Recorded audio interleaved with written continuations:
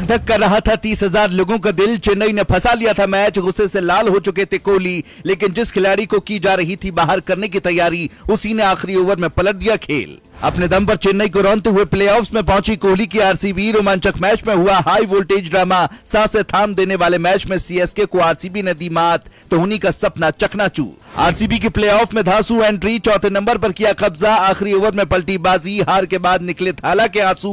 अधूरा रह गया चेन्नई को एक बार फिर चैंपियन बनाने का सपना। 100 सुनार की और 1 लोहार की। किसी ने सपने में भी उम्मीद नहीं की थी कि जो बेंगलुरु की टीम लगातार मैच पर मैच हार रही है, वो एक दिन चेन्नई सुपर किंग्स जैसी टीम को तबाह कर देगी, और जिस टीम ने 5 बार आईपीएल की ट्रॉफी अपने नाम की थी, उसको बाहर का रास्ता दिखा देगी। आईपीएल का पहला मुकाबला बेंगलुरु और चेन्नई के बीच खेला गया था, जिसमें चेन्नई ने बेंगलुरु को बेरहमी के साथ हराई थी। बेंगलुरु की विराट कोहली कसम खाकर मैदान में उतरे थे।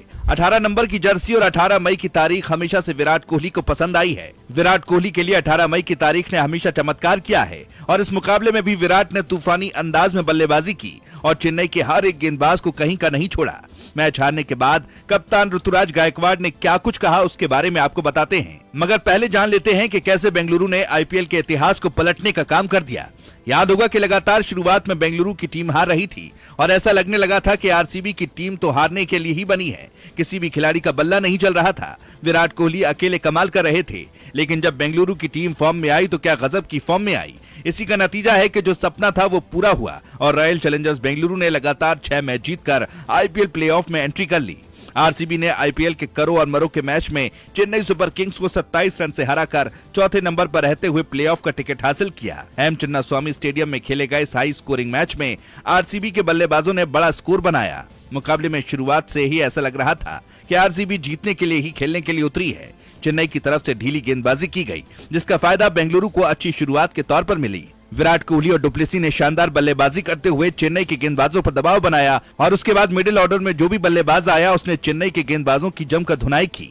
स्पिन गेंदबाजों को छोड़कर चेन्नई का कोई भी गेंदबाज कामयाब नहीं रहा, मतलब स्पिन मदद कर रही थी। बेंगलुरु ने धुआंधार बल्लेबाजी करते हुए 218 रन स्कोर बोर्ड पर लगा दिए थे। उम्मीद की जा रही थी कि लड़ाई रोमांचक होगी, और हुआ भी वही।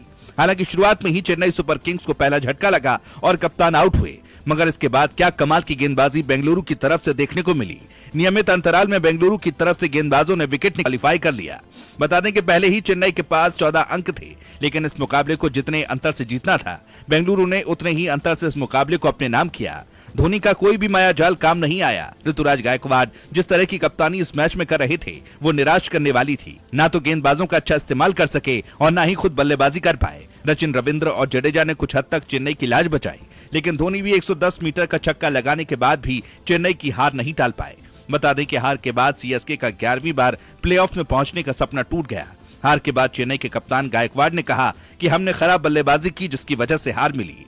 लेकिन सवाल यही है कि क्या उन्होंने जिम्मेदारी वाली पारी खेली?